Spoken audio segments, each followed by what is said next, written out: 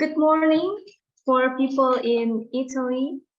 Good afternoon for people in Jakarta and in Indonesia. Welcome. I see here Dr. Yanti, Dr. Martha Friel, Dr. Amor, and Dr. Arianti. Welcome. We are so glad you could be here today to share your insights on the tourism webinar. And thank you for all professors, lecturers, students, and honored guests for finding time and visiting today's webinar. Welcome everyone from all over the world. My name is Hannah, and I am a subject content coordinator at Tourism Department, Bina Nusantara University. Okay, for you who doesn't know, maybe wondering why dark tourism. Dark tourism is actually not so new, but it has become very popular over the last few years. And today we are going to hopefully uncover all about dark tourism from Asian and European perspective. I'm gonna share a little bit. Okay. Okay, I will quickly go through some points to note so we have all a seamless webinar experience. Here is our schedule today. We begin with the opening speech from Dr. Yanti. And you can expect after that, we continue with the topics that we are going to discuss about dark tourism. We expect each speaker to have the floor for about 25 minutes, and we'll have question and answer sessions after all the topics are covered. If you have any questions during the talk, please type them into the chat window. We will address them during the Q&A session. Okay, before we finish the event, please make sure that you fill the registration form, and the registration form link will be distributed. Yeah, I will share screen the link in the end of the sessions. Okay, I forgot to mention that thank you for Dr. Arianti to make this collaboration happens. Thank you, Dr. Arianti. Okay, let's begin the event.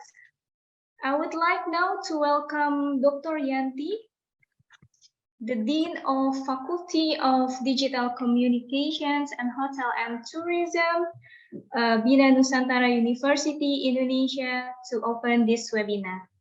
Dr. Yanti, please, the time is yours. Yeah, thank you, Ms. Hannah. Dear Dr. Martha Friel, Dr. Amor, lecturer, beloved students, and distinguished guests. Good morning for audience in Italy and good afternoon to the audience in Indonesia. First of all, I would like to express my gratitude to IULM Milano, Italy, for accepting the collaboration with Faculty of Digital Communication and Hotel and Tourism. Allow me to let you know that this mark is a continuation of the presentation we had in Milan last July on circular economy in hospitality industry.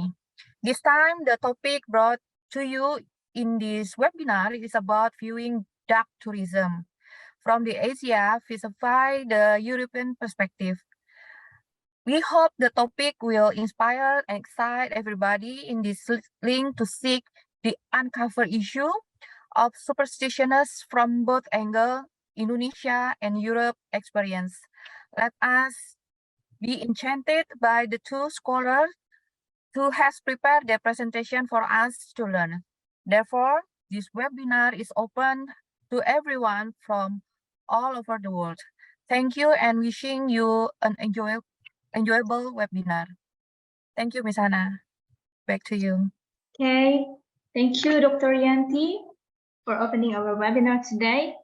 Yeah, by the end of our time today, we hope we feel more comfortable and confident about this tourism trend. I know that, yeah, I am also very passionate about dark tourism and have many exciting stories and learning to share here today.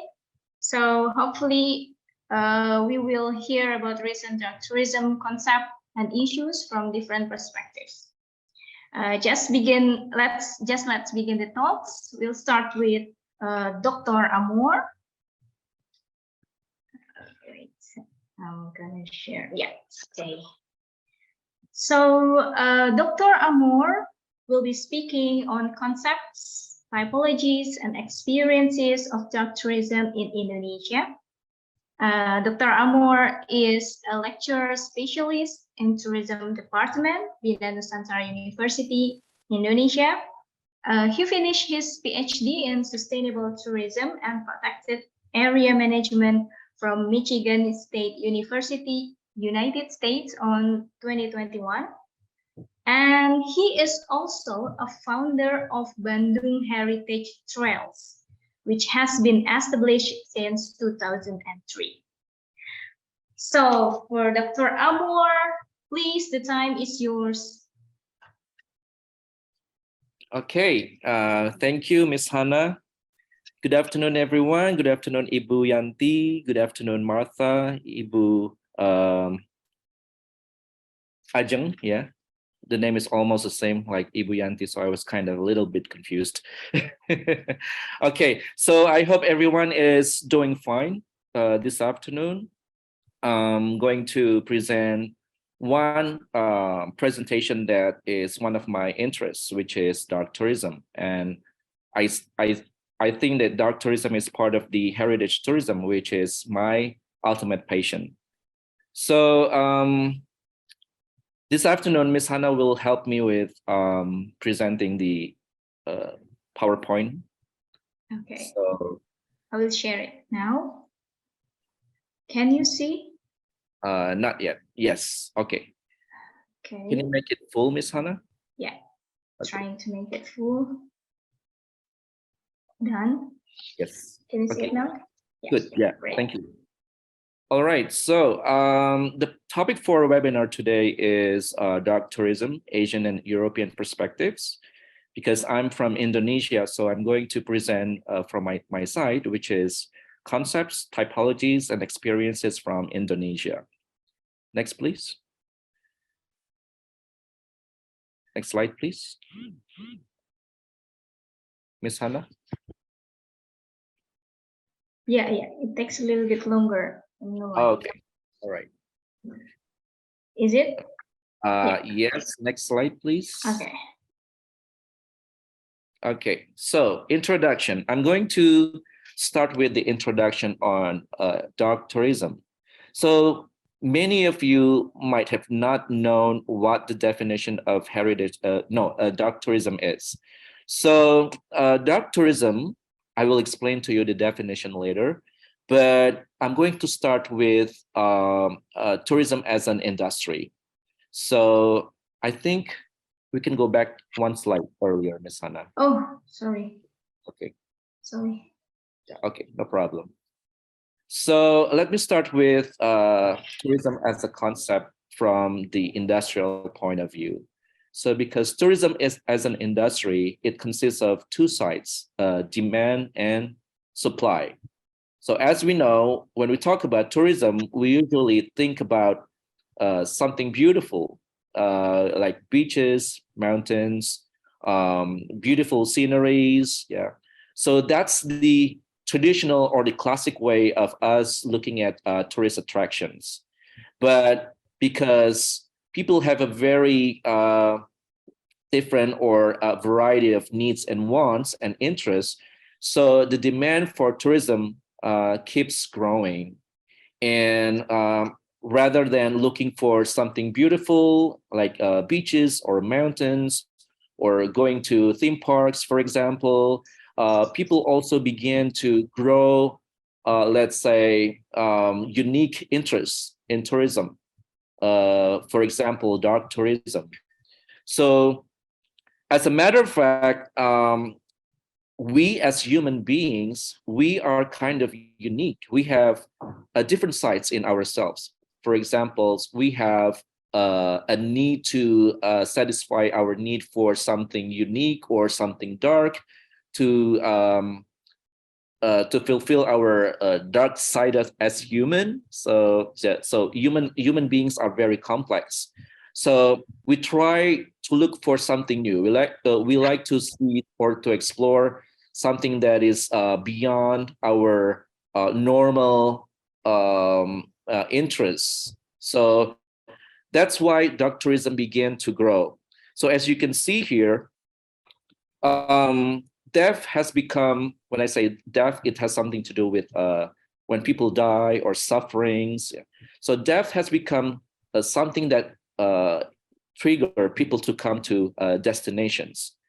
Okay, next slide, please. Oops, I forget that I'm the operator, sorry. Okay. Yeah. Okay, so dark tourism actually rooted a long time ago. So if we go back to see the history, well, people already travel for religious reasons. So they went to see the shrines, the temples. They also went to places that are related to death, like for example, in the Roman gladiator games. And then it went on and on. So people began to visit more in the Victorian period, and also they began to see places that are related with dark events throughout the human history. But the interest in dark tourism, although it began as a dark side of the dark aspect of human beings, it began to grow as a leisure or something that people began to enjoy. So in the middle of the 20th century or the middle of 1900s, people began to visit to dark sites with pleasure. They saw it not as a very serious intention. They began to see it as with a lighter intention. So okay, so as you can see here, dark tourism was pointed as a contemporary leisure activity that has been explored and offered by the popular press. That's quoted by Sitten in 2004. So when we think about dark tourism here, we also think about the demand side of the industry. So actually, the name or the classification of tourism, like heritage tourism or adventure tourism or dark tourism, usually stem from tourists or market needs, because we have a variety of needs. So the industry try to segment or to group those interests to better target the market needs and wants. Okay, next one, please. Okay. Yeah. Next slide. Okay. So now we come to the point where we ask the definition of dark tourism. So what is dark tourism? Some of you may ask. So a lot of academicians recently have tried to define what dark tourism is. Here, I'm trying to present 3 definitions of dark tourism. So the first one is visitation to places where tragedies or historically noteworthy death has occurred and that continue to impact our lives. This is according to Tarlow in 2005. And Stone also has his own voice. So according to Stone, dark tourism is the act of travel to sites associated with death, suffering, and the seemingly macabre. Macabre means it's almost the same like massacre. Yeah, it's mass killings. And then according to Sitten in 1996, he said that dark tourism is essentially a behavioral phenomenon defined by tourist motives as opposed to particular characteristics of a site or attraction. So let me clarify dark tourism here. So when we talk about tourism, we talk about a phenomenon where people travel from their homes to their destinations. But every person has its own motives to travel. For example, they go to travel for leisure, they go to travel for business.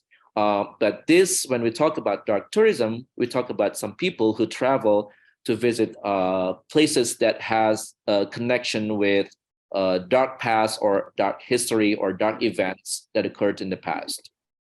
Okay, next slide, please. Yeah. Yes. Okay. So aside from dark tourism, there are also some other terms that are almost similar to dark tourism. Here we have 4 examples. So the first one is black spot. So what is a black spot? So basically, black spot is regarding a place or a site that has a correlation with celebrities who died tragically or by accidents. So people come to these places to commemorate, or just to they just want to know what the burial places for celebrities are like. For example, if you know the singer of the Doors is a band that was a hit in 1960s. He was tragically killed, and he was buried in Paris, and then people still can go to Paris to visit his burial place. And then the second term that people use to resemble dark tourism is thanatourism. So thanatourism is basically places that are related with deaths. So when we talk about deaths here, it's a general kind of deaths. We talk about people die because of, various cases. So it doesn't matter whether they commit a suicide or they were tragically killed by someone else, or they just die because of natural cause. So we call it thanatourism. So here we can see that thanatourism is a travel to a location wholly or partially motivated by the desire or actual or symbolic encounters with death, particularly but not exclusively violent death, which may to a varying degree be activated by person-specific features of those whose deaths are its focal points, objects. Excuse me. Okay, next slide, please. We still have 2 terms that are similar to dark tourism. So the next one is atrocity tourism. So atrocity tourism is related to Holocaust. If you heard the term Holocaust, it might remind you to what happened in the 1940s when Hitler killed some 6 million Jewish and other minority groups in Europe. So the site is associated with Holocaust. It is called Auschwitz, like the one in the picture that you see here. I've been there actually, so it's a kind of sad place, yeah, but it's presented in a very honorable and dignity way. So it's not really to show the tragedies or the sadness, yeah, but it's presented in a very presentable and dignified ways. Okay, so the last one is morbid tourism. So morbid tourism is related to accidents as opposed to natural cause of death. And we're also talking about violent deaths here. Okay, those were 4 excuse me. Those were 4 terms that are resemblant to dark tourism terms. Okay, next slide, please. Okay, here I'm going to give you some 8 dark tourism destinations around the world, so not limited to only in Asia or in Europe, because I just want to broaden our insights. So I'm going to give you some of the very famous dark tourism destinations. These are only examples of very many dark tourism destinations around the world. So first we have National 9/11 Memorial and Museum, which is located in New York City. So you know what happened in I think it occurred in 21, yeah, 2001, yeah, in New York City, when two planes were hijacked by terrorists, and then the planes were struck into the Twin Towers in New York City. And then the second one is Memorial and Museum, Auschwitz-Birkenau, the picture that you just saw on previous slide. So this site is located in Krakow in Poland. And then the third one, I think many Indonesians or most Indonesians know the name of the city, Hiroshima. So Hiroshima is one of the cities that were bombed by the United States during the World War II. It killed a lot of people, and then there's a monument that was erected in Hiroshima, and it's called the Hiroshima Peace Museum in Japan. And then Chernobyl, I think that this happened in the 1990s when there's a gas leakage from the nuclear plant in Ukraine, which is in war today. And then number 5, we have Murambi Genocide Memorial. So Murambi is located in Rwanda in Africa. And then this is also one of the most famous places in the world, Alcatraz Prison. This is an island that was used by the American government to put people or criminals in this prison. Yeah, so it doesn't work anymore. I think it stopped functioning in the 1960s, but now it has become a museum. And then we have the ruins of Pompeii. This is also interesting because Pompeii was destructed by a massive volcanic eruptions thousands of years ago. So Pompeii is located in Italy. Yeah. And then last but not least, it's the killing fields of Chong Ek in Phnom Penh in Cambodia. I think this is also kind of famous for among older generations. Yeah, I'm not really sure whether the younger generations know about the killing fields in Cambodia. Okay, next slide, please. Okay, so we talked about dark tourism spots in other countries. Now, what about dark tourism sites in Indonesia? We also have tons of dark tourism sites in Indonesia, but here I just give you some examples which are also famous. So we have Lubang Buaya in Jakarta, and we have Sisa Hartaku in Yogyakarta, and then we also have Bunker Kali Adem also in Yogyakarta. Excuse me. We also have Lumpur Lapindo, or the Lapindo Mud in East Java.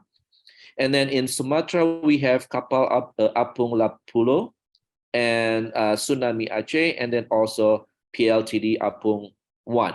So here I give you pictures of some of these places. The first one is the PLTD Apung 1. The story about this ship is that when tsunami occurred in Aceh in 2004, this ship was flown by the sea waves of tsunami into the hinterland, yeah, into the pedalaman, yeah. And then the second picture is Sisa Hartaku. This is about a place or a village that was destructed by a volcanic eruption because of the Mount Merapi north of Jogja. And now it's like a open air museum that shows the remnants of the destruction of the volcano. And then we also have the Bunker Kali Adem. This has become a tourist attraction, although it has a dark story behind it. It's about some people who tried to escape when the Mount Merapi erupted. They went into the bunker, but I think they went into it in the wrong time, and because the lava that flew out of the volcano flew over the top of the bunker. So they all tragically died inside the bunker. And then Lubang Buaya is also a famous dark tourism spots in Indonesia. It's located in Jakarta. This is about 7 generals that were murdered by the Communist Party that was still active in the 1960s. And last but not least is the Lumpur Lapindo. Lumpur is mud. So this is a place where, an area actually that was, how do I say that? It was affected by the leakage of gas from one factory that is located in East Java, near Surabaya. So a lot of people lost their places, a lot of people lost their homes, and they have to move out. And now it's still a swampy area full of muds. So it's not habitable anymore. Okay, next slide, please. Okay, so we talked about the definition of dark tourism. We also get to know about other terms that are resemblant to dark tourism. Now let's take a look at the typologies of dark tourism. As I hinted before, the types of dark tourism actually were made or created to cater to different needs of travelers. Inside the dark tourism itself, we have a variety of kinds of dark places. So for example, next slide, please. We have places that are related to wars or battlefields. Yeah, in Indonesian, we call it tempat pertempuran. So these places are related to an occurrence in the past where wars or battles occurred, and then it killed so many people or so many troop members. I give you an example here. So on the left side of the screen, you can see Waterloo. It is a place in the Netherlands where war between French and English troops occurred in 1800s. And then on the right picture, we can see the Bandung Lautan Api. So Bandung Lautan Api is a representation of occurrence in Indonesia. Bandung happens to be my home city. So what happened there in 1945 when Indonesia proclaimed its independence, and then in 1946, the British and the Dutch troops tried to gain control again of the city, but the locals refused. So they made they fought back. Yeah. So before they fled the city, they burned the city down, just as a symbol of their fight. So you can see from the picture on the right side, there are burnt buildings. Yeah. So who come to these war or battlefield places? As you can see in the second point, the first point here, it's that people, there are reasons why tourists visit these conflict sites. Yeah. They come for commemoration, entertainment, education, and pilgrimage. And examples, some examples of this war tourism is Waterloo and Gettysburg, Waterloo in the Netherlands and Gettysburg in the United States. Also cemeteries, monuments, museums, and living history that demonstrates a wide variety of war tourism attractions in related infrastructures. Okay, I'm going to make it quicker because I have 10 minutes to go. Next is the disaster tourism. Yeah. Okay, so disaster tourism, as the name suggests, related to places that were affected by disasters, usually massive disasters. You can see the left picture is about Pompeii that occurred thousands of years ago in the city of Pompeii in Italy. And then on the right side, it's a picture from a village near Mount Merapi, as I mentioned before. So people who come to these kind of places usually are curious to see the results of the disaster and often travel as part of an organized group. Okay, next one. Next slide, please. Okay, next is the prison tourism. So prison can also be a tourist attraction under dark tourism type. So we talk about prisons where histories occurred. For example, where prisoners were treated badly and some of them died tragically. So today, this could be a tourist attraction because people are attracted to know what happened there, who stayed there, how come they were imprisoned there, how they died, etc., etc. So people who visit the prison sites, usually they combine education and entertainment. For example, as I mentioned before, we have Alcatraz prison in the United States. The picture is on the left. And then we also have the prison in the Fatahillah Square, yeah, close to the Kota Tua or the old town of Jakarta, as you can see on the right. Next. Okay, next is the cemetery tourism.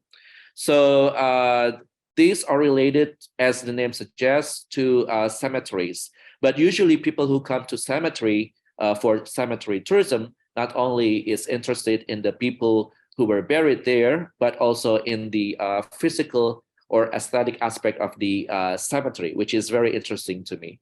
So people who come for cemetery tourism, they are interested in the historical aspect of cemeteries or the historical relevance of its inhabitants. So for example, Cimitero Cattolico in Rome, in Italy, yeah. Professor Friel must know this place. Maybe you can talk about this later. And then we also have this kind of cemetery that is associated with urban legend in Jakarta. So we call it Taman Pemakaman Umum Jeruk Purut. It has many interesting stories, yeah, regarding this cemetery. Next one is, next slide, please. Okay, this is probably one of the most sought tours in Indonesia, yeah. Ghost tourism. Ghost stories has always fascinated a lot of Indonesian people. I don't know why, yeah.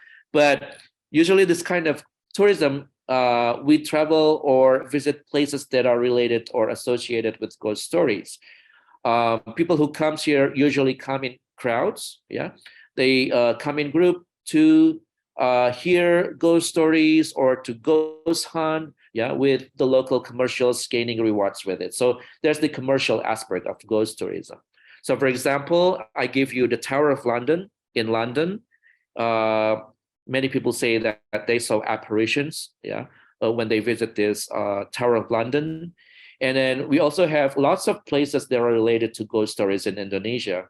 For example, the building of 5 Senior High School in Bandung with its Nancy story. Yeah, I can talk lots, yeah, about Nancy or ghost places in Indonesia, but we don't really have much time yet to talk about it. Maybe later.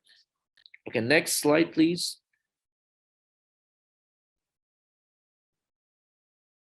Okay, this is the last one, Holocaust tourism. So Holocaust tourism is related to places where Holocaust occurred, yeah. For example, the Auschwitz in Poland, and also in Indonesia, we also have places, for example, the Desa Kresek or Kresek village in East Java.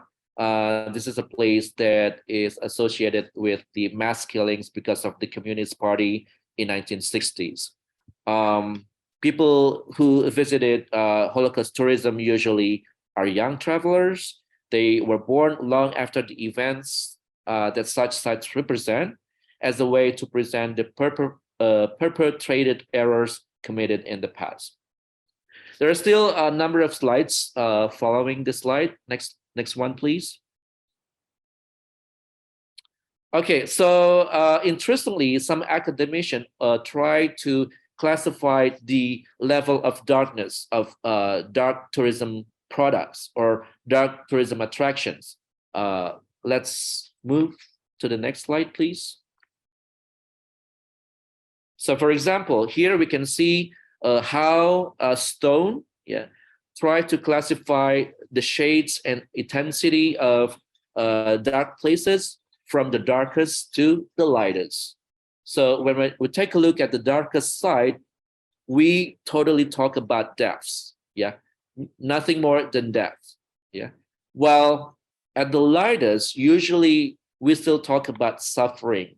We talk about emotion. We talk about sadness. There's no element of depth here. It's just about emotions or dark emotions that people feel when something else occurred. So in between the darkest and the lightest, we can see a variety of shades, like the darker, dark, light, and lighter.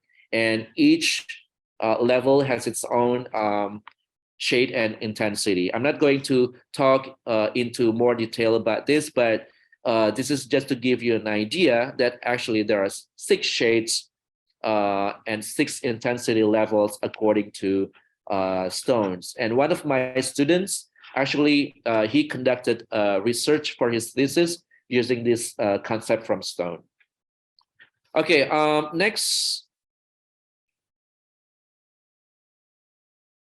Okay, aside from the shades and intensity level and also the typologies of dark tourism, we still have types of dark tourism sites. This is a kind of different from the other previous 2. This classifies sites into 7 classification. So the first one is, let's say, can we go back to the Dark Fun Factory? Okay, Dark Fun Factory probably is similar to the lightest. So usually it's a man-made. It's built for the entertainment purpose or commercial ethic, like this bar or a pub where storyteller talk about dark events in the past in a entertaining way, aside from educational way. So for example, the London Dungeon and the Dracula Park. So the picture that you are seeing now is taken from the London Dungeon. So it's not really that heavy or dark. Okay, the next one is dark exhibitions. So dark exhibitions usually are located in museums that display the history, dark history in the past, and they show collectibles like this. This was taken from the Imperial War Museum in London, specifically from the Jewish section of the museum. Next one is dark dungeons. This is related to prison, or penitentiary. For example, the Alcatraz Federal Prisons and the Robben Island Prison. So Robben Island is in South Africa. As you can see here, this picture is about a guide or an interpreter telling story about the history of the prison in the Robben Island. Next one. Okay, dark resting places usually are related to cemeteries. But interestingly, people come there not only to hear stories about the past, but they also admire the aesthetic aspect of the cemeteries. For example, here we have Cementerio de la Recoleta. I think this is located in Argentina, in South America. Okay, next. Next, we have dark shrines. So dark shrines is a place where people come to commemorate and to also respect the dead. The dead people who died on the site. So here we have an example from the Solomon Islands.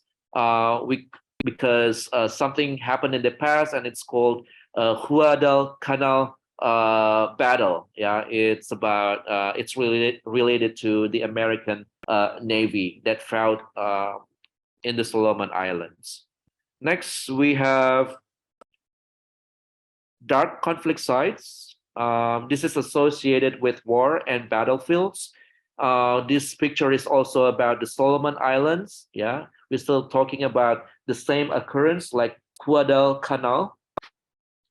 And then next, okay, this is probably the darkest of the kind of dark tourism sites. Yeah, so this place is related to concentration camp or where massacre or mass murders or atrocity occurred in the past. For example, as I hinted before, it's Auschwitz-Birkenau, also in Cambodia and also in Rwanda. Next. Okay, we talk about the international examples of dark tourism sites. What about in Indonesia?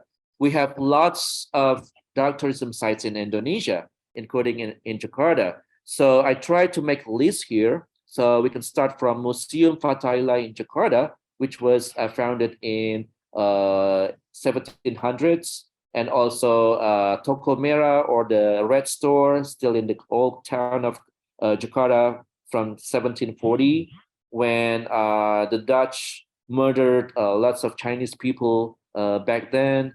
And then Goa Jepang or the Japanese cave, let's say cave in Bandung, yeah, in 1942. And then Makam Juang Mandor in West Kalimantan that witnessed the struggle between local people to the the Japanese troops, excuse me, from 1942 to 1945. And then we have Lawang Sewu in Semarang in 1945. And then Monument Pancasila Sakti Lubang Buaya Jakarta in 1965.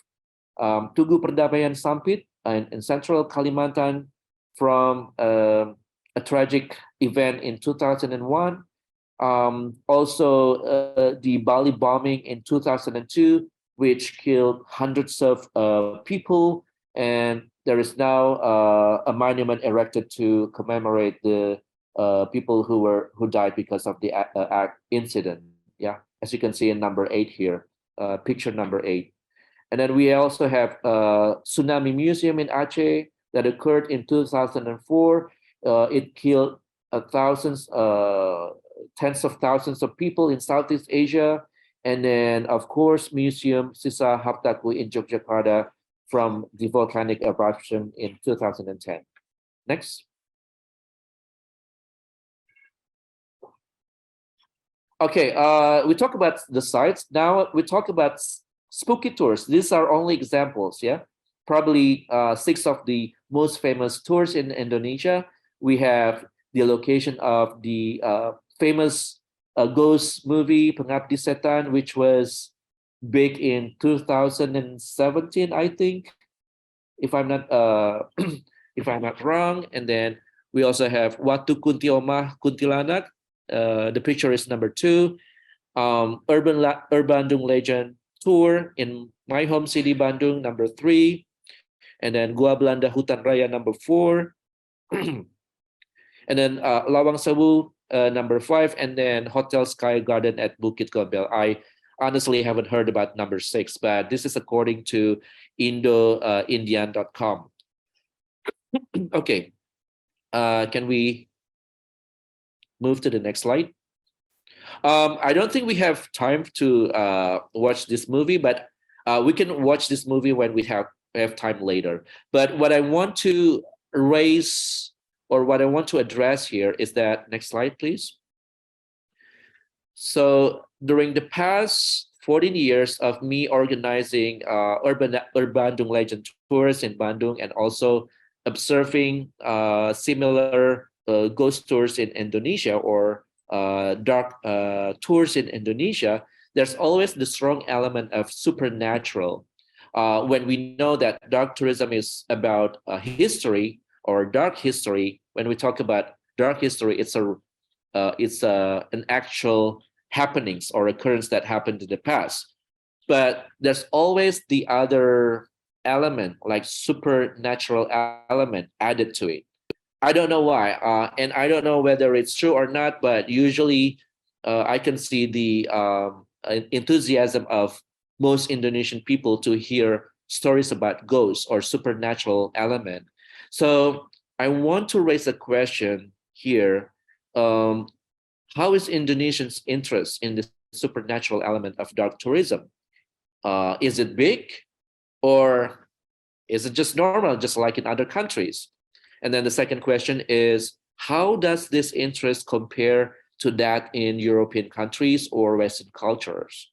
Is it true that supernatural element bigger in Indonesia, or is it just the same? I don't know. I don't have the answer. Because that's why I raised these questions. And then, if that's true, what factors contribute to this level of interest? Is that because of cultural factor, or is it because of something else? I don't know. I think this sums up my presentation for today. Thank you so much for listening to my presentation, and I cannot wait to hear the story from the other side of the globe. So I can't wait for Dr. Friel to share experiences from Europe. Thank you so much, and I hope this gives you an insight. And let's go back to Ms. Hannah. Thank you, Ms. Hannah. Thank you, everyone.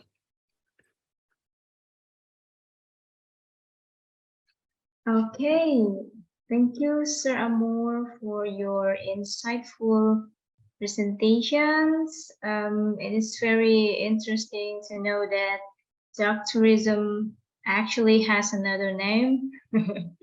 Just do that. And also has many levels.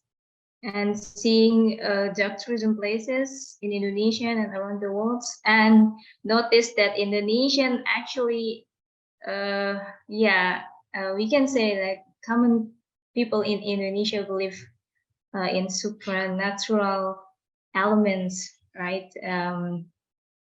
Okay, I believe we are going to discuss more in Q&A questions. Let's move on to the next sessions. Dr. Martha Friel is going to talk about heritage tourism, specifically about historic cemeteries in Europe. And I'm going to share a little bit, a short biography of Dr. Martha. So Martha Friel, PhD, is Adjunct Professor of Culture and Tourism Management and Marketing and the Faculty of Arts and Tourism, IULM University, Milano, Italy. Her research areas cover the economy and management of culture, of the creative industries and tourism, on which she collaborates with national and international institutions, and on which she has published extensively. Okay, all right, Dr. Martha, the time is yours, please. Thank you very much, Ms. Anna. Good afternoon to everybody. Thank you, Dr. Amor, for your wonderful presentation. And I also want to thank very much Bina University for the invitation, and thank Dr. Arianti for making it possible, and also the Dean, Dr. Arianti. So thank you really for the invitation and for this opportunity of collaboration and sharing ideas. So Dr. Amor showed us a wonderful presentation about all the different kinds of dark tourism. I will focus more on one specific types that he mentioned, that is that of cemetery tourism, or thanatourism. Also, in this case, we have different different names and different definitions. And so I will also share some slides on this topic. Can you see them in full screen now? Yes. Yes, okay. Just a small presentation about our university. Our university, IULM University, is a university based in Milan, Italy. We have a Faculty of Arts and Tourism and also other faculties, of course. I teach in the Faculty of Arts and Tourism in our master degree course in Hospitality and Tourism Management, and also in our bachelor courses. So we have a master degree on Hospitality and Tourism Management, where also we deal with a number of topics, among which also cultural heritage tourism, creative tourism, and in a way also this topic of historic cemeteries can be considered part of dark tourism, but also as Dr. Amor also mentioned, part of cultural and heritage tourism, because these resources are part of our history and our heritage. So what about cemeteries and tourism? In the new millennium, but also before, in fact, we can see also in history this kind of tourism and people traveling to visit cemeteries. But in the new millennium, we can say that the interest in this kind of tourism has grown, and also the interest in the relationship, in better understanding the relationship between tourism and cemeteries. I think that this phenomenon can be traced back to a number of different reasons. First of all, we had a huge expansion in the concept of cultural tourism. So today, cultural tourism embraced very different ways of experiencing local cultures, from tangible heritage to architecture, intangible heritage traditions, festivals, wine and food, and many other different kinds of local productions. And now another topic that we are working on at the moment is that, for example, of industrial tourism and yes, industry tourism.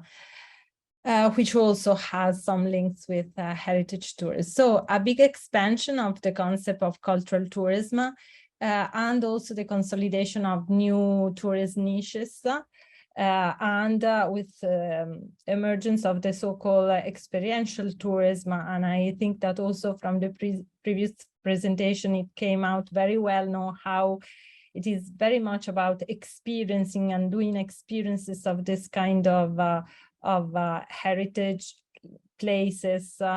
And so cemeteries also have gained a growing interest for a wider audience, a wider market of travelers. And this interest, we can see it from many different factors. We can see a growing number of books and guides produced on these topics, and here I put some from different parts of the world. The first one is a guide already from 2006 from one of the leading tourism association in Italy about European cemeteries, a guide on Irish cemeteries, world cemeteries, cemeteries in London. So many, but you can find many others describing cemeteries from all parts of the world. So an interest that is visible from the growing number of books and guides, but also from numbers. We can see very important numbers of entrances and people, tourists going and visiting cemeteries. Just to mention one, which is one of the most visited, and Dr. Amor already mentioned it earlier, the Père Lachaise Cemetery in Paris is visited every year by more of 3.5 million tourists. And also it is interesting if we go on TripAdvisor to see the reviews on this kind of places. Here you see a review from Père Lachaise, which is a Traveler Choice 2022 by TripAdvisor. And here, just two examples. One already mentioned by Dr. Amor La Recoleta in Buenos Aires, and you can see here, if you look at the position, at the score in TripAdvisor reviews, we can see that he's ranked 5th out of more than 900 things to do in Buenos Aires. So it has a very good position on the things that you can do in the city. Why? Because it's a place that is worldwide renowned for its beauty and for the artistic mausoleums, the temples, and very representative of the history of the place. Same thing in St. Louis Cemetery #1 in New Orleans, which is ranked 27th, in this case, a little lower position, but out of more than 400 things to do in New Orleans. So, and which is also a famous cemetery for film location, with a number of films that were shot there. So we see this interest, growing interest, and of cemeteries as tourist attractions. And this interest of tourists has led destinations and cemeteries themselves to try and explore this connection and this collaboration with tourism in a more in a deeper way, and developing, for example, ad hoc strategies to promote and valorize their heritage and to promote visits. Also looking at the tourist market.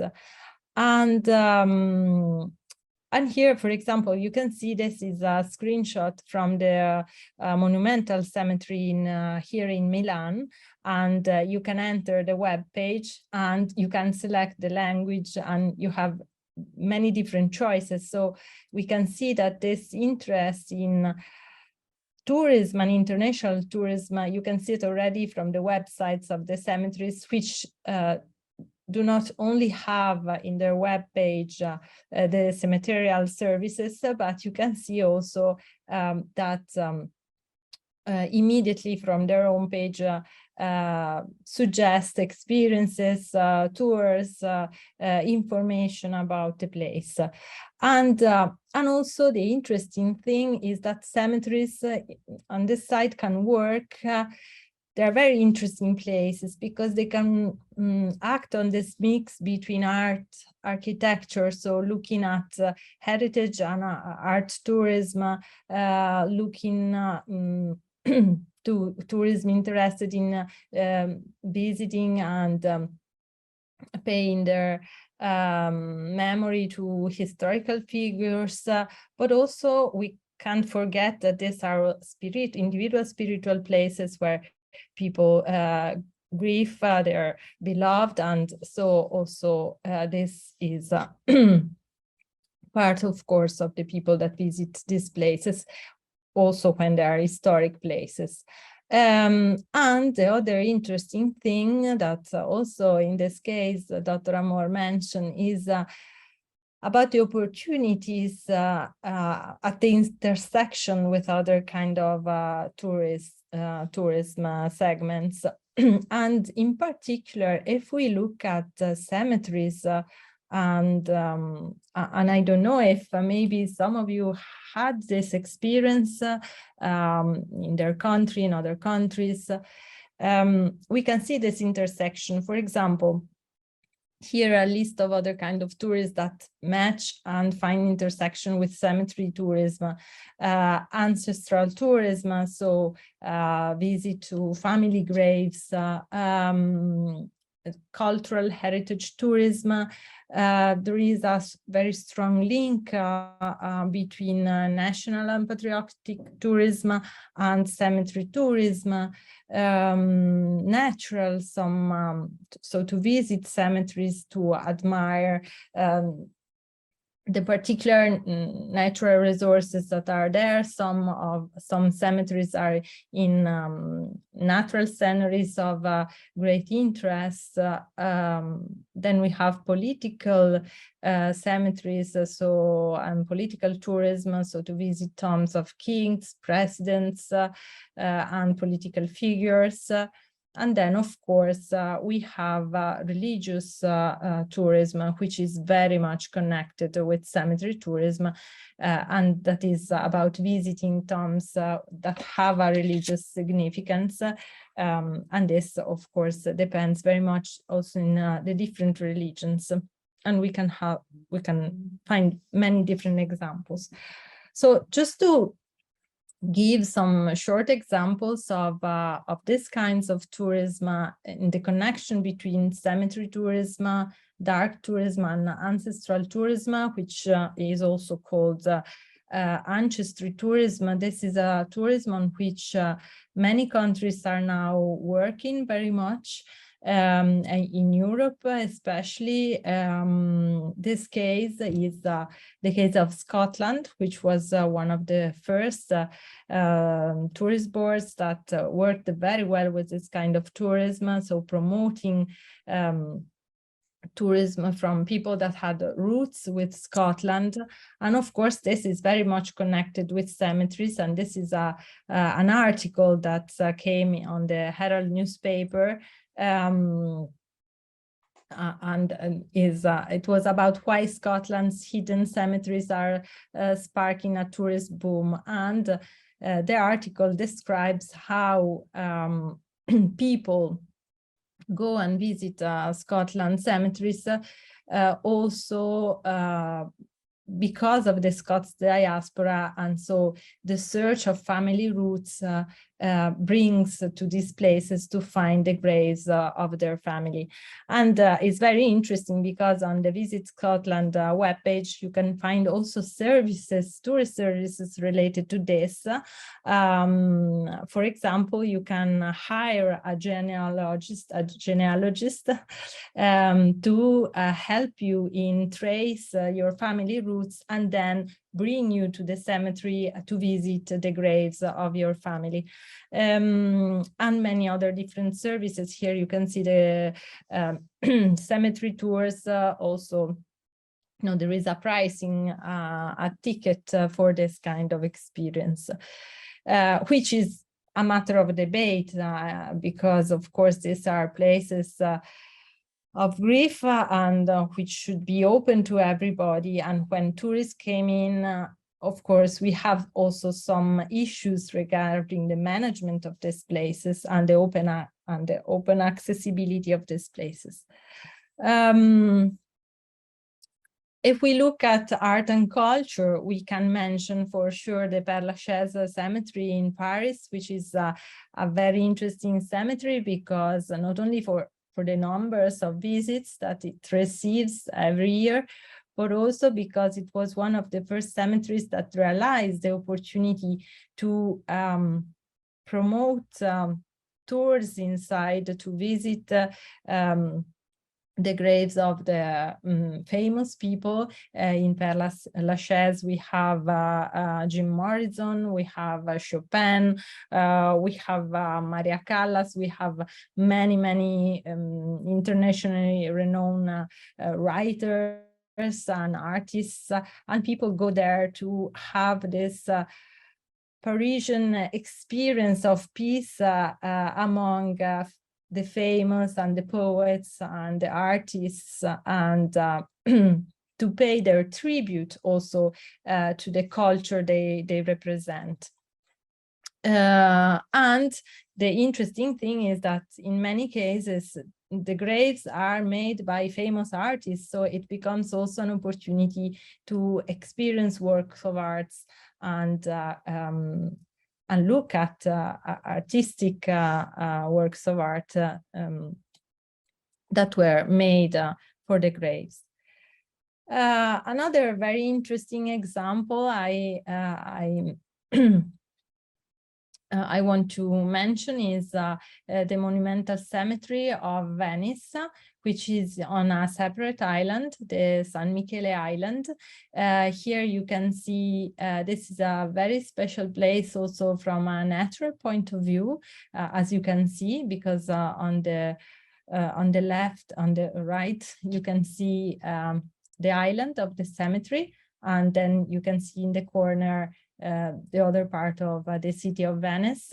And on the bigger picture, you can see this bridge that is for All Saints and for the celebration of the death. You can experience in the San Michele Island. This is a bridge made with boats that allows people, connects for just once a year, connects the city to its cemetery to permit people to go and visit their family graves. And here, yes, this is a very also interesting and special place from the point of view, a natural point of view, an ecosystem point of view. And of course, this is also an historic cemetery where you can find works of art or artistic graves, and also the graves of very important artists, writers, musicians, and politicians. Another example of cemetery tourism related to other kind of tourism is that of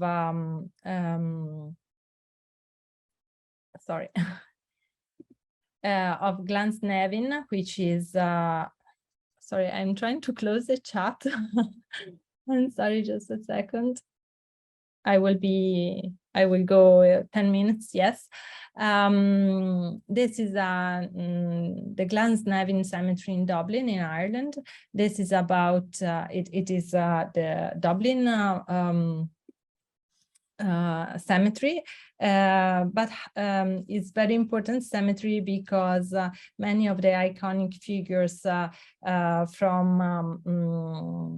the Irish history are there, such as, for example, Michael Collins and important patriots of the Irish independence. And also in this case, the cemetery offers a number of services. You can see also on the webpage tours and highlights, education, plan your visit. So no, it looks more like the website of a tourist attraction or a museum than of a cemetery. And we can see this in many other websites of historic cemeteries. So in this context, cemeteries increasingly are organizing themselves to better address visitors. So many cemeteries, if we go to their websites, we can see that offer guided tours to discover the treasures inside the cemeteries. And also they have a number of tourist services, for example, cafes, museums, laboratories. There are some cemeteries that have playgrounds for children. And if we look at their websites, we find interactive maps, digital guides. This is the guide in the picture of the Belgrade Cemetery, virtual tours, and in some cases, we also have entrance tickets, which is a matter of debate, as I already mentioned. So, we also find events in cemeteries.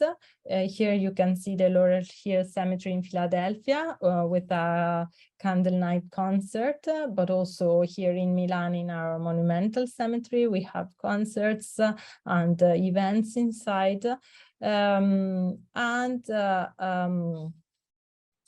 many other services. Going towards the conclusions, it is interesting that many of the cemeteries discovering themselves and acknowledging their importance as not only as tourist attractions, but as really a heritage, a cultural heritage, came together. And we now have an association of significant cemeteries in Europe, ASCE, which is a European network that puts together public and private organizations that care for cemeteries that are important for artistic or historical reasons. And the aim of this association is to promote European cemeteries as a part of heritage, of our heritage and of humanity. And here you can see how many we have. These are only the ones which are part of the network, which are more or less 150.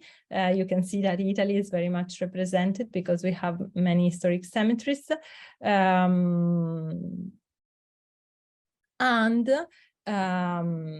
ASCE, you see, it has more than 150 significant cemeteries across Europe, and many of these cemeteries were included in the European Cemeteries Route.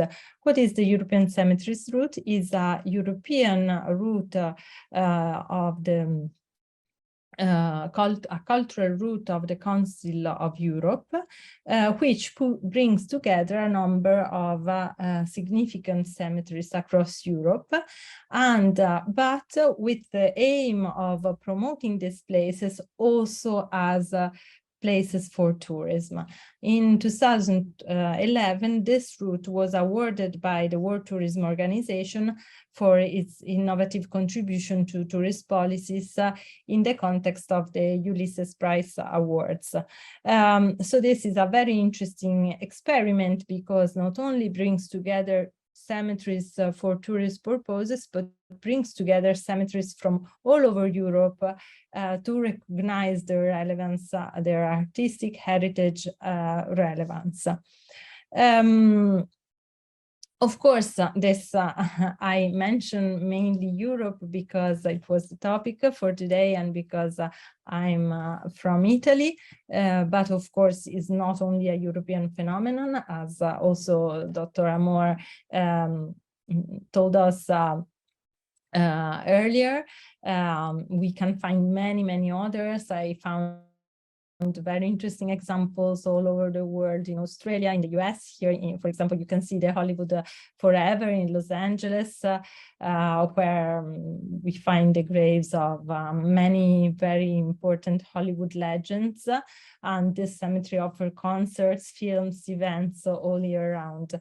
And we can mention many others.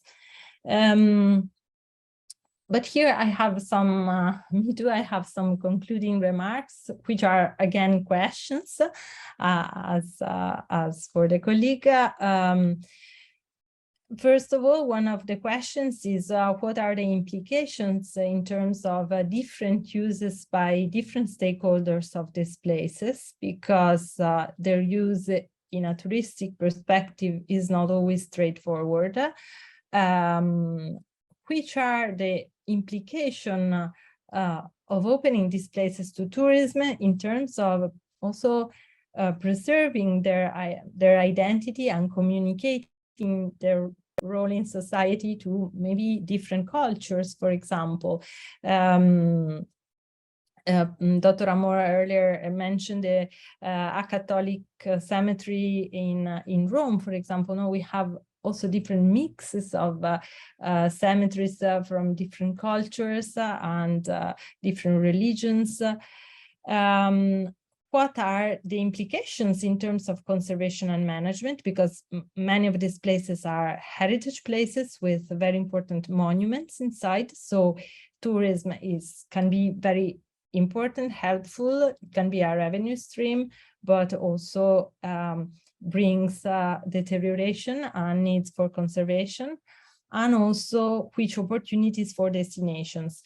Last question is about, okay, this can be interesting, but how we can put this kind of tourism or this kind of attractions inside the overall proposal of a destination, or how can destinations take advantage from these places for promoting themselves as destinations for dark tourism, cemetery tourism, or a more wide cultural tourism. So I leave you with these questions, and I will be more than happy to discuss with you and with the colleagues from Bina University. Thank you. Well, thank you very much, Dr. Martha, for bringing us very interesting presentations.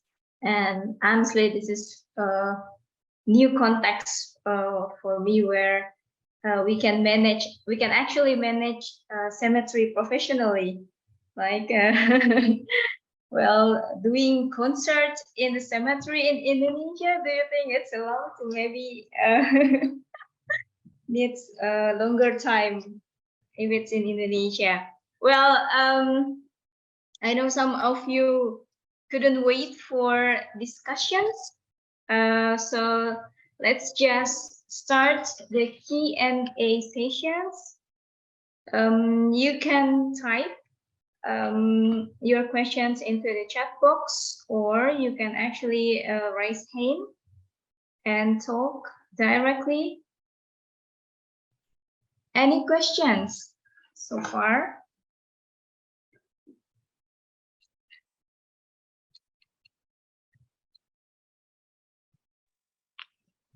Hello? Yeah, hello. I'm sorry, I cannot open my camera. Is it okay? Yeah, it's okay. Yeah. Oh, yeah. Please. My name is Dede Tresna. I'm from Pajajaran University. Dark tourism is very interesting because it's kind of new in Indonesia.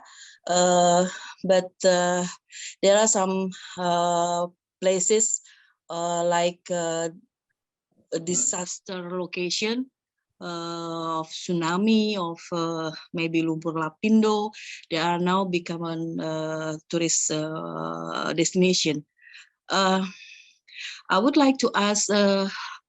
I'm sorry. This second speaker from Milan.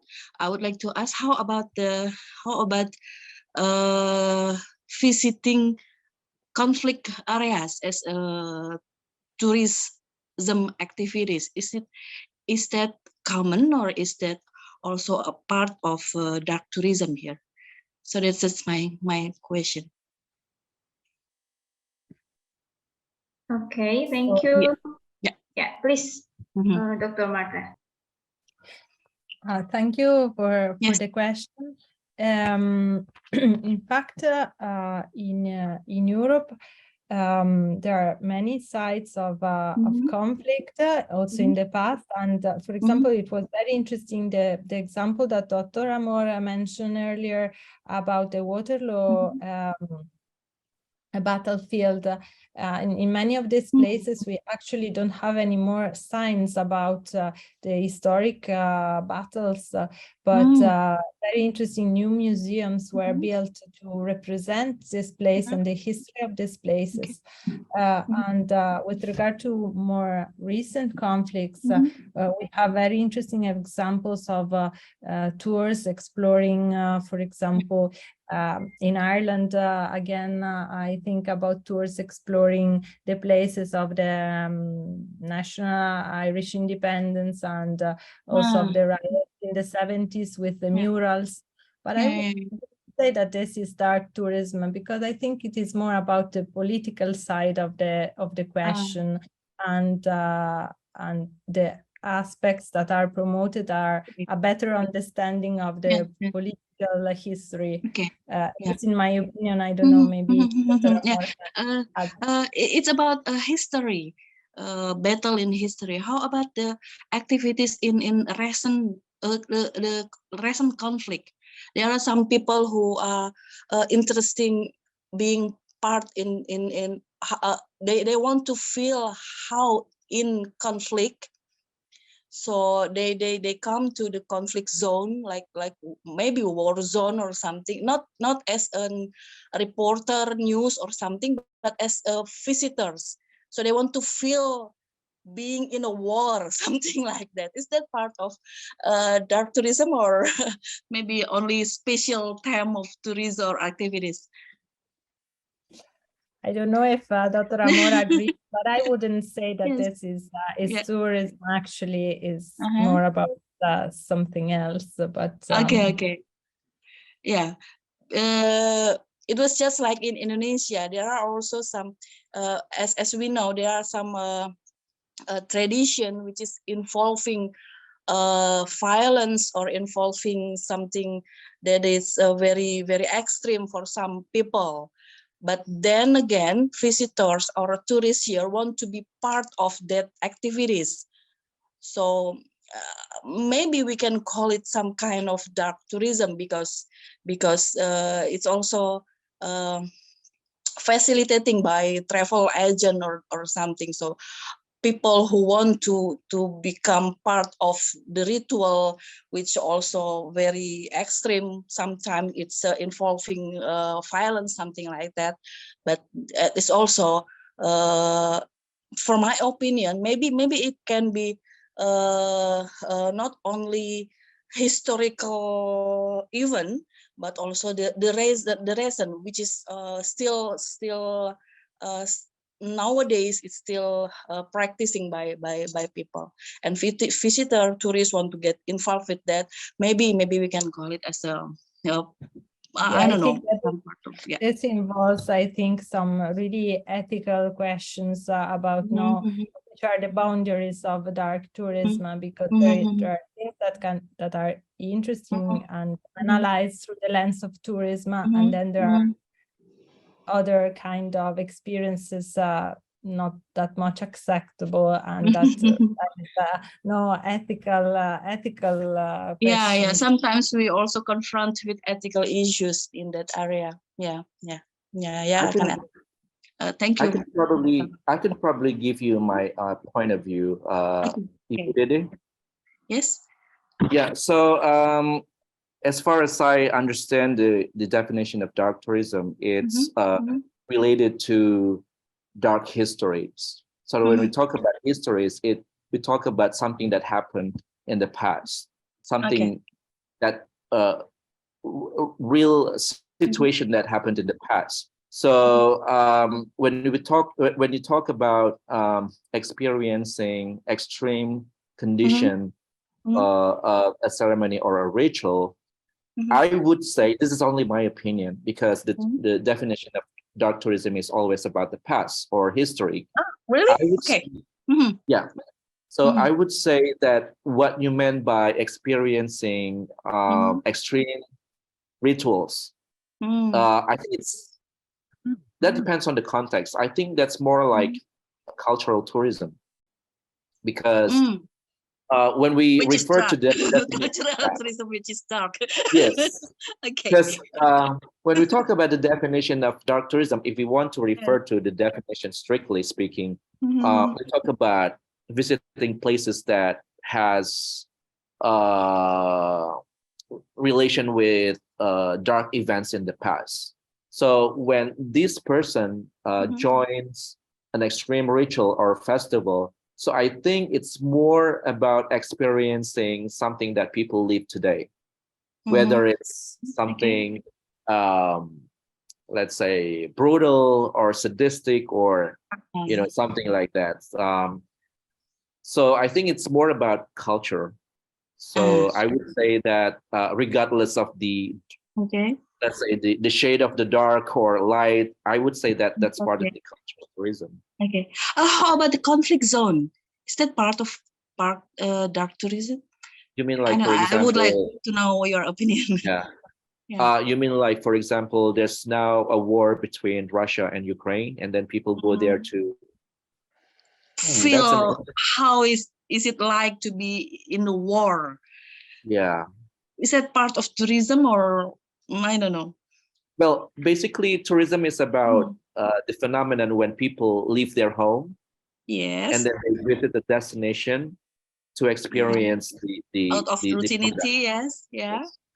So I would say that even when people go to Ukraine, for example, or Russia, to witness the wars, Yeah. that could be tourism. But what kind of tourism or the type of tourism, that's something that I'm not sure. I myself not sure about whether it's called cultural tourism or maybe war tourism. War tourism. Maybe we can create war tourism, regardless of the ethic or not. But because we are seeing people being in war, I think that's well, I personally don't think it's ethical, but some people want to do that, and that's okay. That's okay. You know what I mean? Yeah, with all the risks, of course, they already yes. noticed what the risk is. Yeah. It's just that I don't think we have that common type of tourism. I probably have heard the term war tourism. War tourism. Does that really mean that people go to a place and then they watch or witness the wars that is going on in a place? Okay. So, but okay, it is that's tourism. interesting. I'm sure that it will be some kind of, there are demands for the activities like that. So maybe in the future it will become. We don't wish that there is war to be visited or to be filled, but but there are also a trend in tourism activities. Thank you. So Thank you. as long as it involves people traveling from their homes to other destinations, that's what we call tourism. Okay. But whether the motivation is to for getting leisure or for business or Business like is watching. not tourism, right? Well, actually, it's part of the tourism too. We have lots of types, like even visiting friends and relatives. It's also called tourism. Okay. Thank you for your. Thank you. Thank you. Yeah, Ibu Dede for the questions. So we have 3 people who want to ask. I think we have to limit the questions. So no more question after this 3. Okay, we have 4 now. Okay, that's all. Okay, 4, only 4. So we'll go for Pak Jerry first. After that, Bapak Rinaldo, adik Rinaldo, and then Pak Indra, and last one Pak Tommy. Okay. Pak Jerry, please, if you want to ask. Okay, can you hear my voice? Yes. Okay, thank you very much for the opportunity. What a very great presentations, Dr. Martha. It's such an honor and pleasure for me to hear it. So I think the topic that you just delivered is very interesting because it's not common in Indonesia, as I know so far, make the cemeteries as a place to visit. And based on your presentation, just now you mentioned that in European continent, it's very common, for example, they make or they have the organizations who manage it in order that to promote it as a tourism destination, right? So according to your perspective, how in Indonesia, I just searched the information recently regarding to the famous cemeteries where it's also used as a tourism attraction or destination, but there is no information that I got if these cemeteries organized by one organization, for example, to promote it. So is it really important to build the organizations to manage it professionally, for example, in order to be easy to promote it, for example, to the potential tourists who will come to visit or not? And also very interesting with the topic recently talked by Dr. Amor regarding to the war destination. Is it called as tourism attraction or activity when we visit a place or a country where there is a war? I think we have to see the tourism itself not only from one perspective, but from supply and also the demand side. we visit the war place not only to satisfying our expectation, but also we have to remember that as a tourist, what is the thing that we can contribute? Are we really contribute to the destination? I mean, the war destination, if we visit them or not. So that's the thing that we have to remember when we want to define activity, for example, like visiting the war place as a tourism activities. I think that's all. Thank you very much.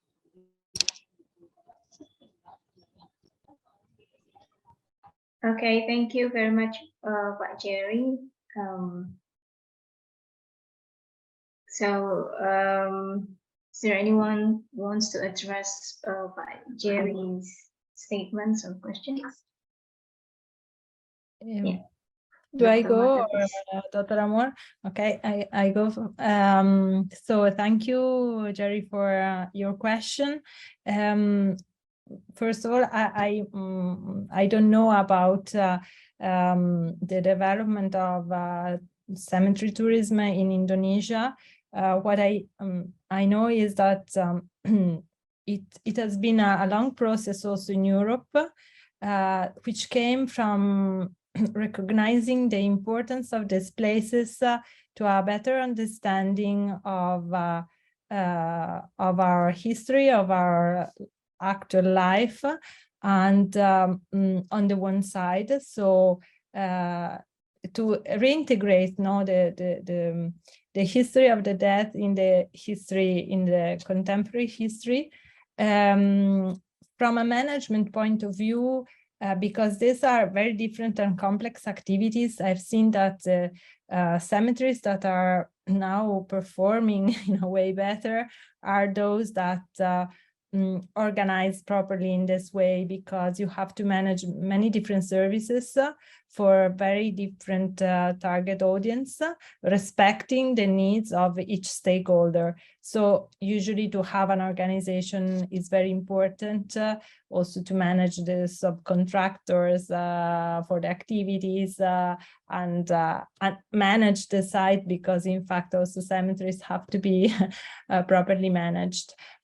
So for the future of the development of this phenomenon in Indonesia, I must say that I don't know. I think it depends very much also on on different cultures, but here this is an experience that I think is going well, and cemeteries are becoming more skilled also in managing the different needs of the different audiences, and to bring cultural contents to those that visit cemeteries in a proper way. Okay, thank you, Dr. Martha. Let's move to the next questions in the chat. We have Rinaldo, and he wants to ask a question related to catacombs, which is one of the tourist attractions. I think it's for Dr. Amor. How would catacombs considered as a tombs during the ancient Romans? Since what I've known is the catacomb is the dungeon where Christian people gathered together to fight over the authorities.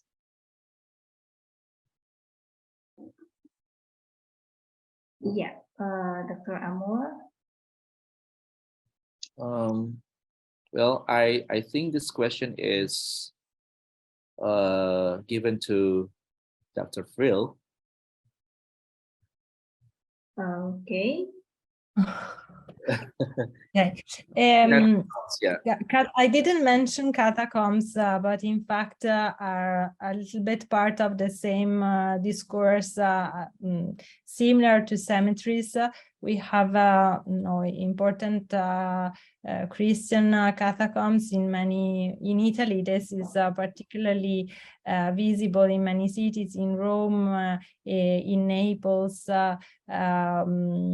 which can be visited today. So I didn't mention when addressing cemeteries. Of course, there are other similar kind of places, similar in terms of use, of course, not of history and heritage, which are catacombs, also mausoleums.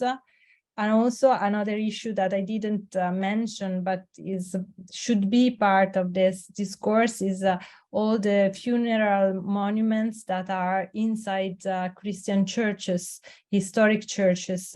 And we have beautiful examples from very important artists, and there are many people visiting churches related to this heritage, and which are places where princes, artists, religious people are buried, and become places of spiritual tourism, and also cultural and art tourism. And catacombs are a little bit in the same category in a way.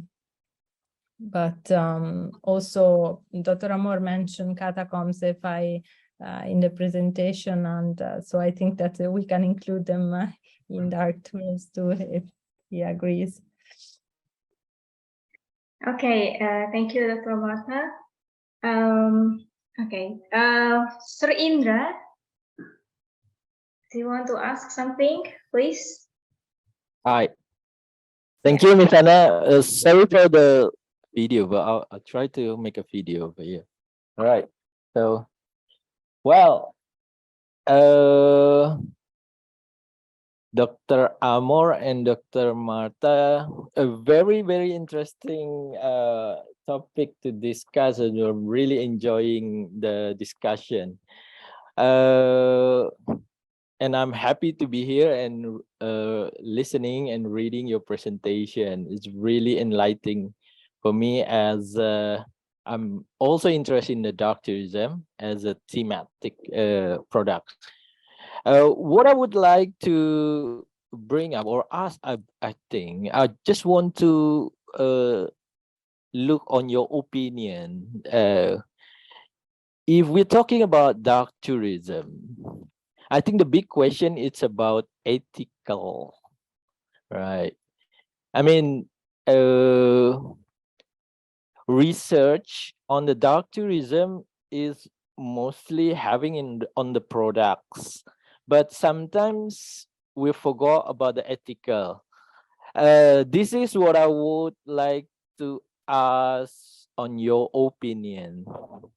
I mean, regardless the to dark tourism as a product,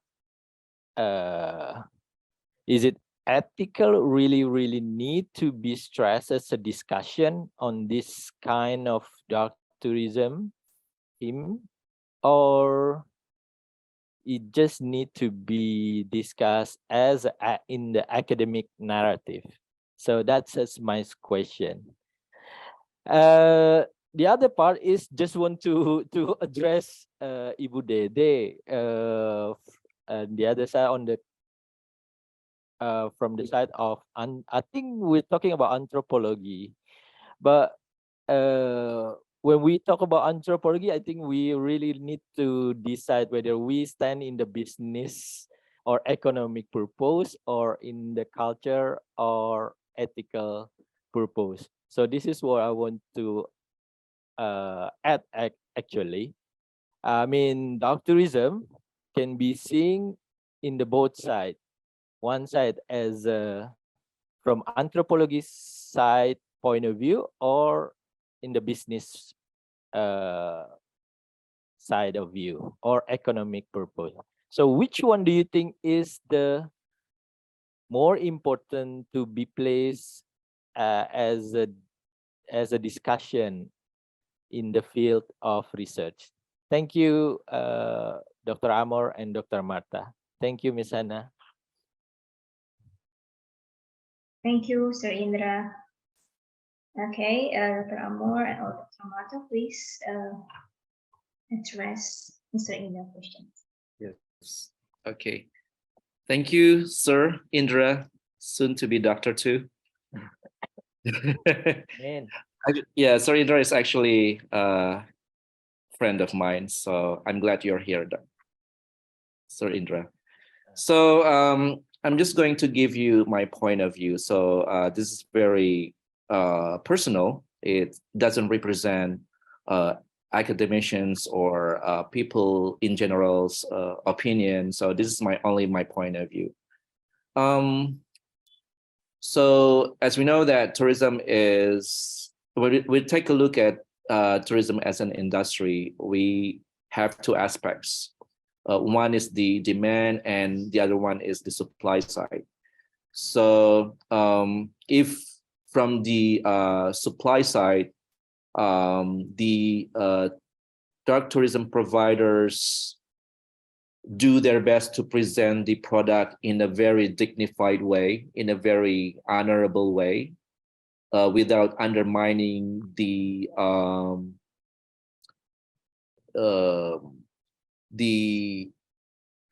you know, the gory aspect. If you know gory, you know, like bloody aspect of, or the brutal aspect of the event that occurred in the past. You know, they present it in a very, as I said, dignified, honorable, presentable way of the products. And then also when we take a look at the demand side, when the tourist has the pure intention to respect the dead because of the occurrence, and because they also want to commemorate or to take lessons from the event, all the positive things that we learned from the dark past, I would personally think that it is fine. So without really undermining the essence of the event itself. And all this is also important, that we need to have consent from all the parties involved in that occurrence. For example, the families of the victims.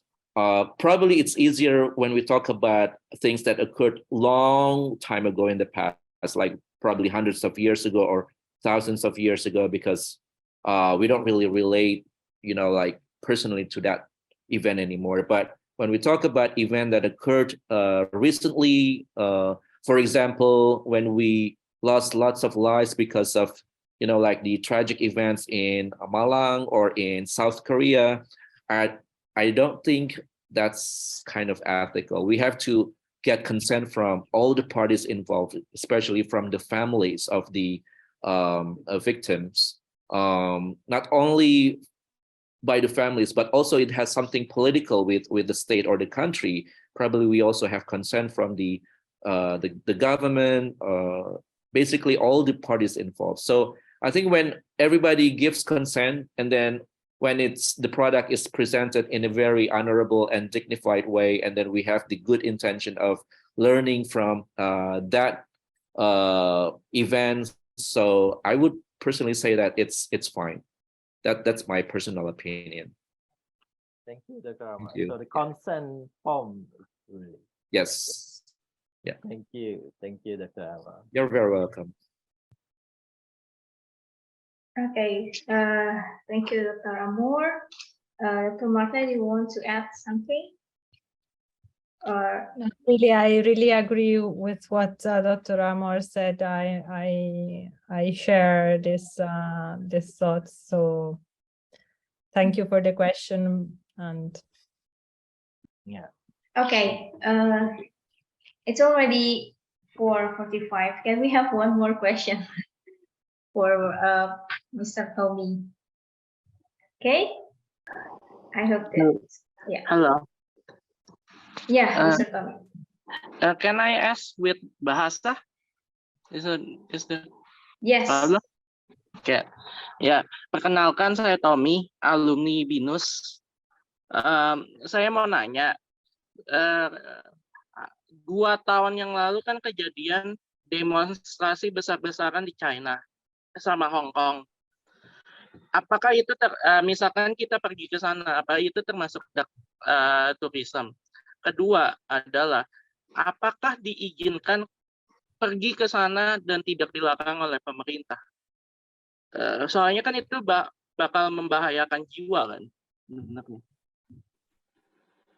Oke, pertanyaannya untuk siapa? Siapa aja? Oke, I think it's the same issue with Ibu Dede asked, with what Ibu Dede addressing. Maybe Sir Amor wants to touch on that kind of topic again. Okay, so let me answer in English first, and then I'll speak in Bahasa Indonesia. So I think the answers to Tommy's question were already answered or almost similar to previous questions before.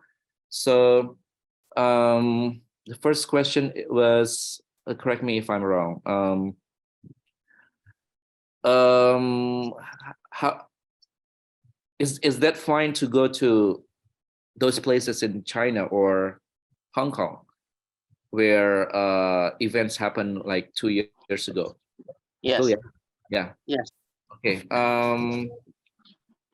Fine atau tidak ya, Tommy ya? Yeah. Okay.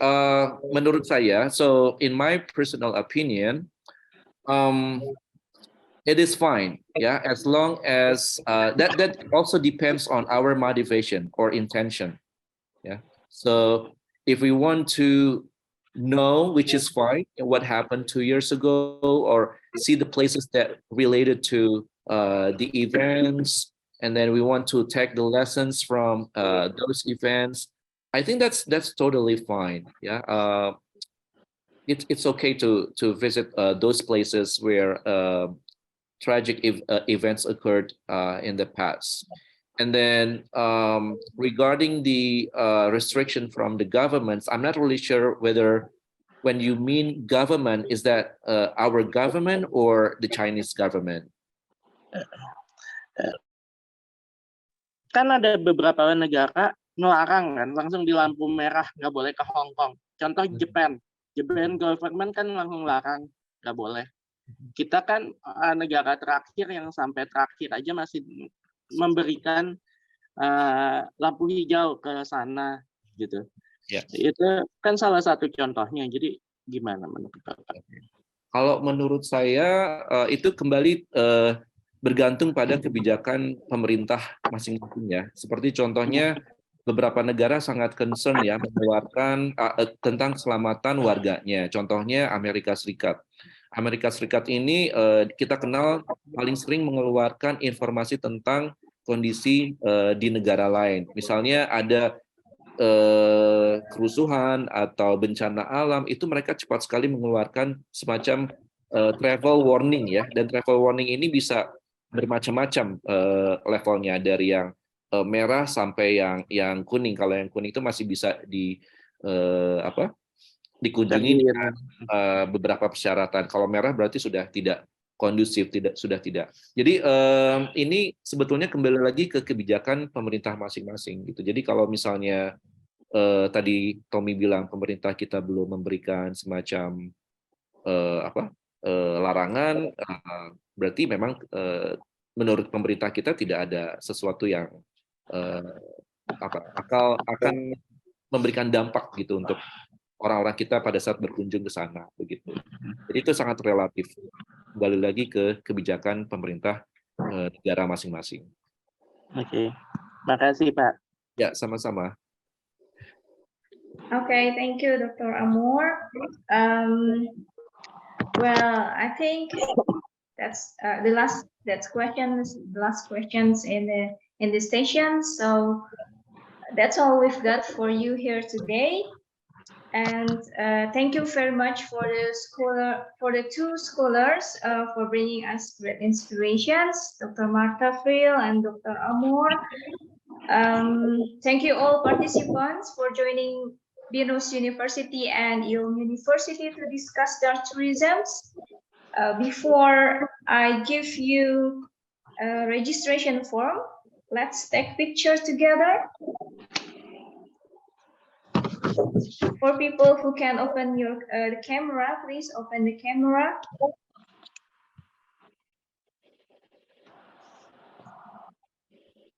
Okay.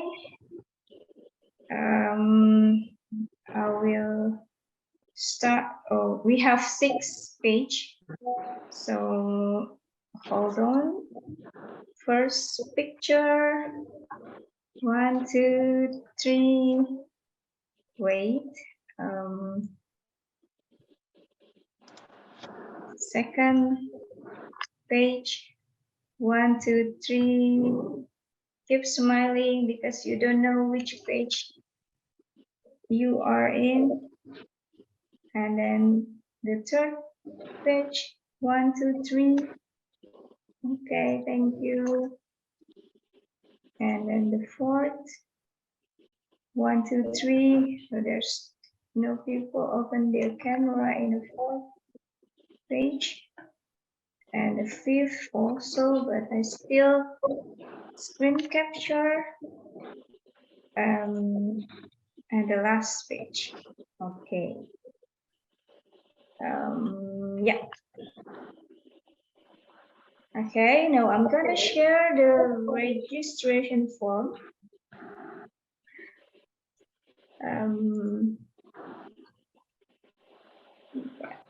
Okay. Wait. Here is the registration form. Okay, so please, before you sign off, fill the registrations. This is necessary for you to get the certificate and for Venusian to get SAT points. Okay, here is my email. If you want to reach me out via email, feel free.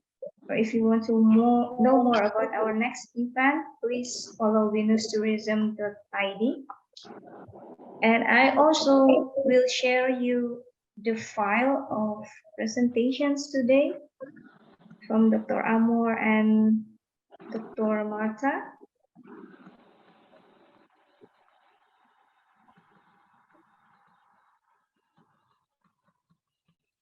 Okay, takes a little bit longer because the file size is quite big.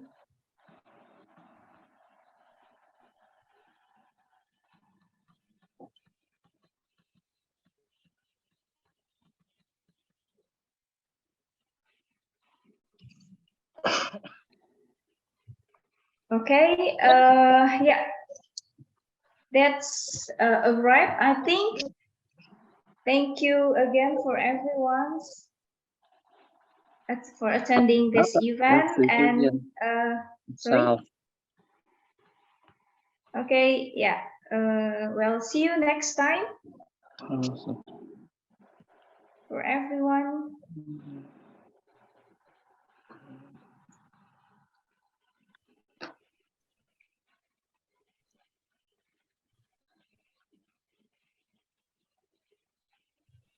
Okay, did you get the 4.4 from the title is Dark Tourism 9/11/22 is Dr. Martha's file.